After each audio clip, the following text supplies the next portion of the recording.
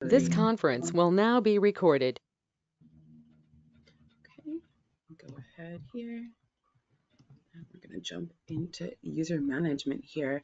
So one of the things that we're going to talk about here, right, as Connor said, a little bit of back history is I was actually a client of RegPack for nearly 5 years, managing a yearly event that took place in 3 locations with a clientele of nearly 30,000 people annually, 15 to 30,000 people.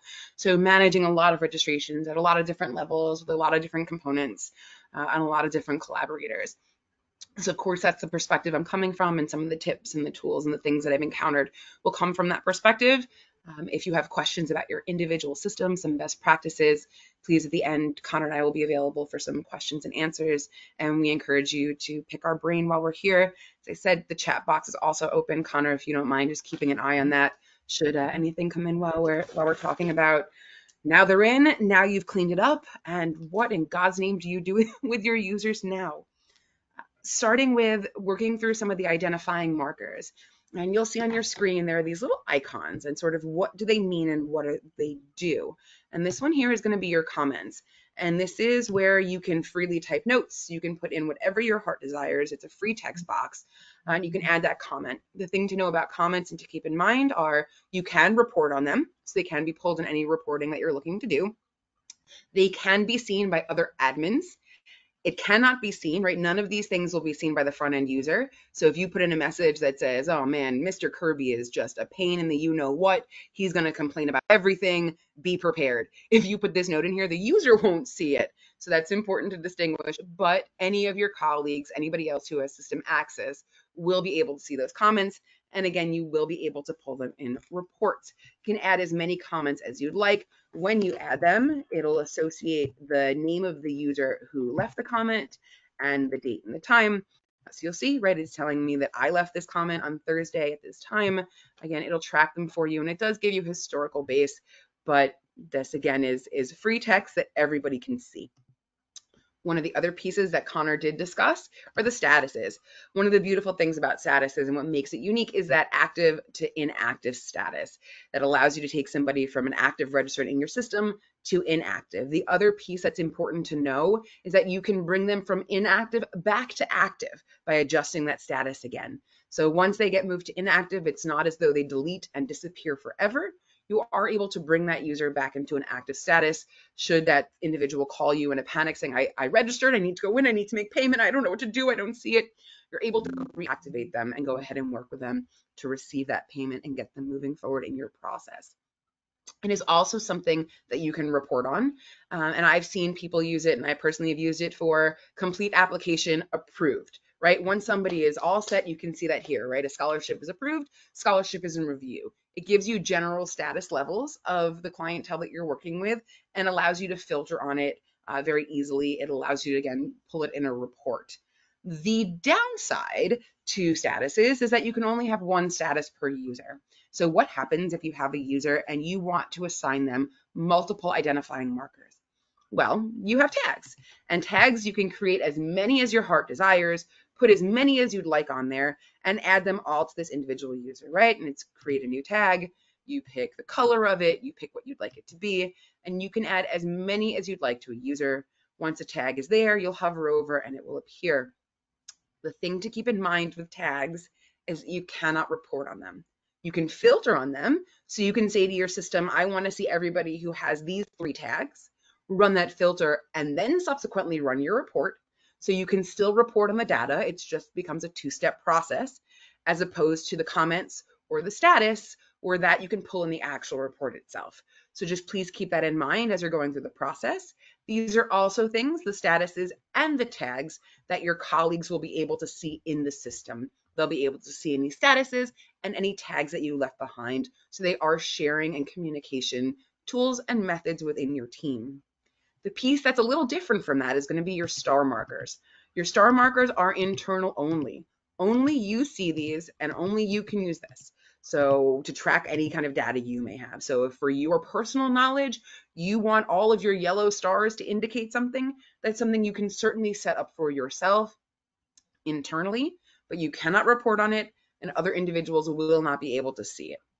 The last piece that I do want to touch on here as we're going across our status bar and our user bar here is going to be your ability to assign an admin to a user.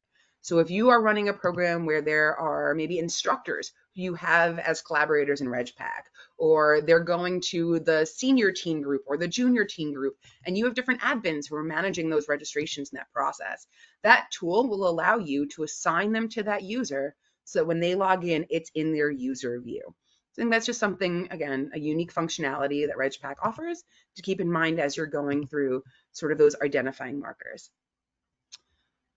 I want to pause for 30 seconds. I know that was a lot to take in, but going through your status bar again for a user, those are going to be all your components. Just sort of mark them and identify them. And I want to talk through now some scenarios where you may have to use this and what does that look like, and some of the things that I've encountered in my personal experiences where I'm going to pull from examples. You are running a program for a child event and there's a custody battle going on, and you need to put in your system that so-and-so is not allowed to pick up that child. That's something that you can put in the comments. That's something that you can put in those areas. So-and-so, again, we joked about it before, but so-and-so's family is a pain in the butt. It can also be so-and-so's family lost a parent or lost a family member and they're going through some hardship. So we need to be aware of that. Things to those extents you can put in there.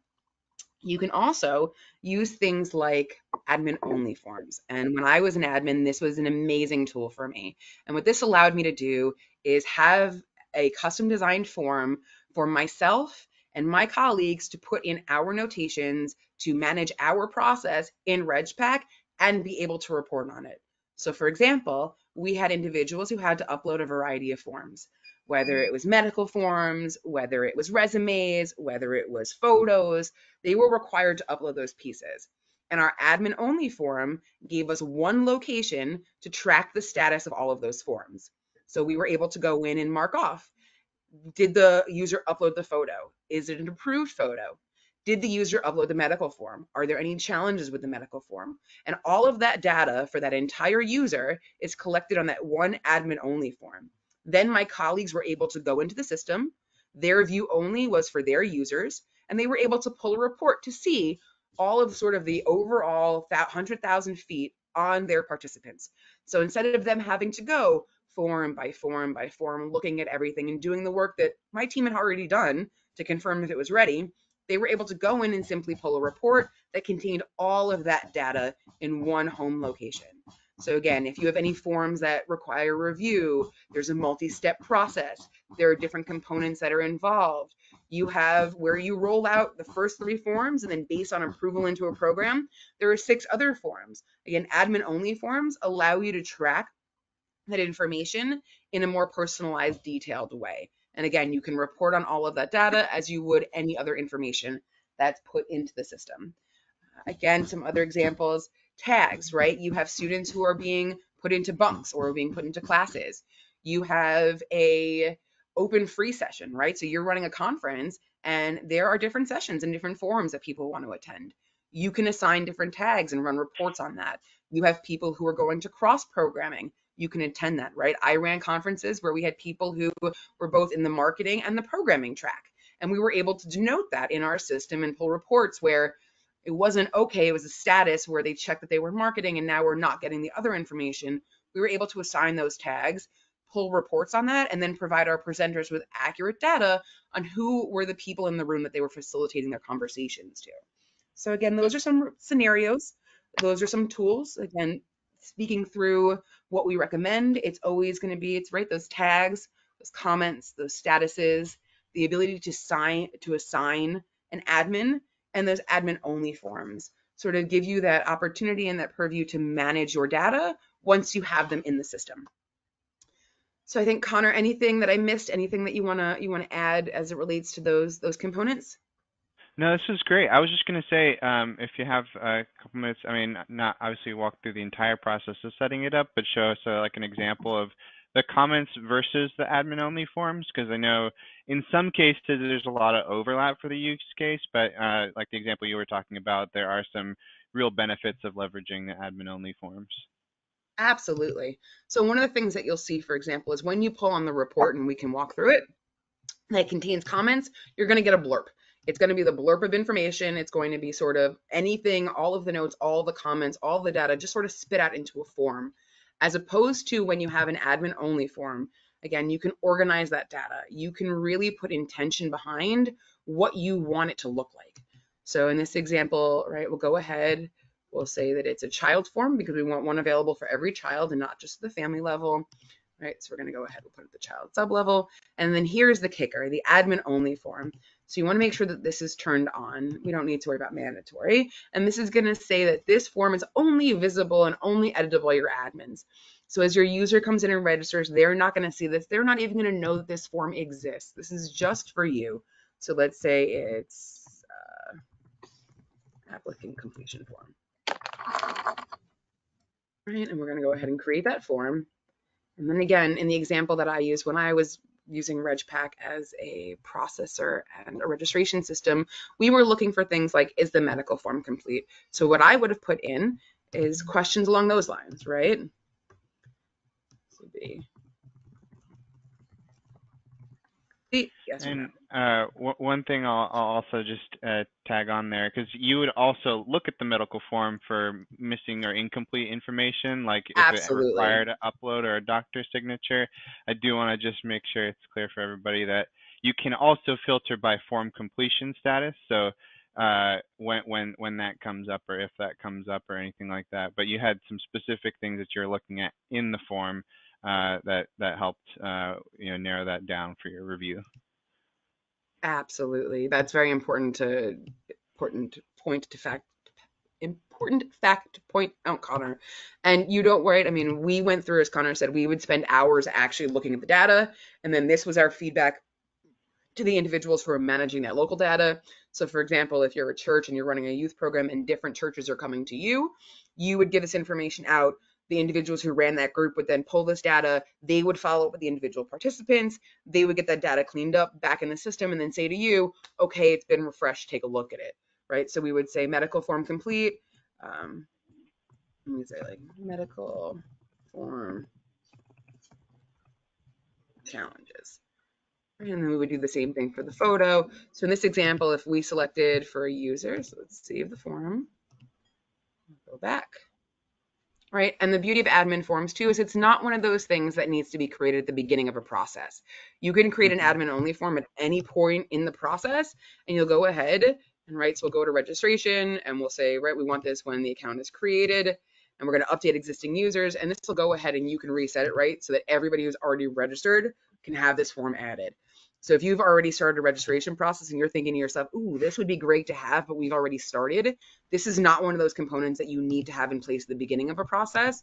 You can add this along the way, and you can go ahead and make any adjustments as you needed to. So you'll now see, right, that there's that admin only form for our applicant. It's applicant completion form. And now we can go in here and we can say no, and we can say, right, Dr. missing along with date stamp, right? So now we save the form, we've gone in, we've done this diligence. You can go ahead and we can pull a report, right? So when you go to your reports,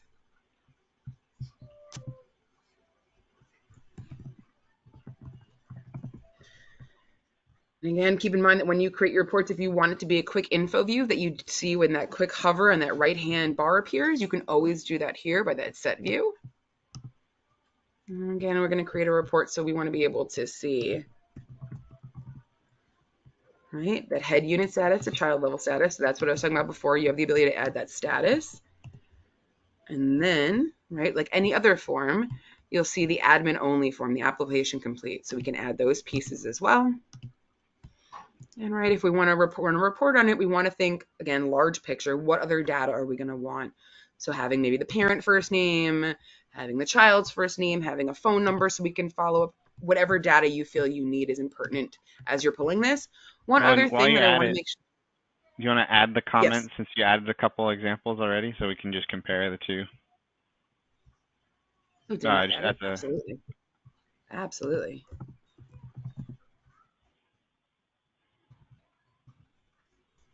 Right. And the one thing that I do want to note here as well, that as you drag and drop these, that will sort of denote how it downloads in your CSV, in your Excel format.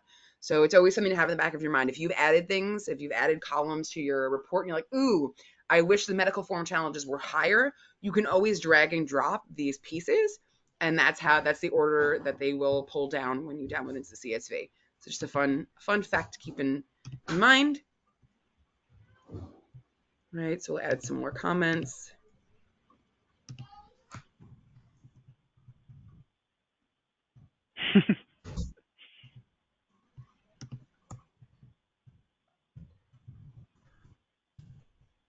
Right, we all have the helicopter parent from time to time. Right, we all have a kid with the unusual allergies.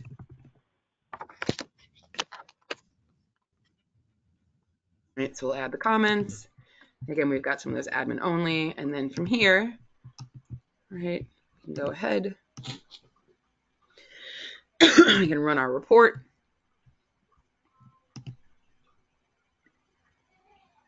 All right, again, you'll be able to see that information. As I said, the comments, you'll see who entered them and sort of what the comment is. Right, and then for the medical form challenges, you'll be able to see that data as well. So that's just going to show you here sort of what that looks like. And again, for the status, right, you'll be able to see what the status is pulled. You'll be able to see what the comments were pulled, and you'll be able to pull any of the information that may have been added to those admin only forms. All right, Connor, anything else we're missing? Anything else we want to run through? Or do we want to turn it around for questions about your system? For questions. Thank you so much for showing that, Dina. Thank you, guys. Yeah, so thanks everyone for your time. As we open it up, just as a heads up, I'll go ahead and pause the recording now so we can get that out.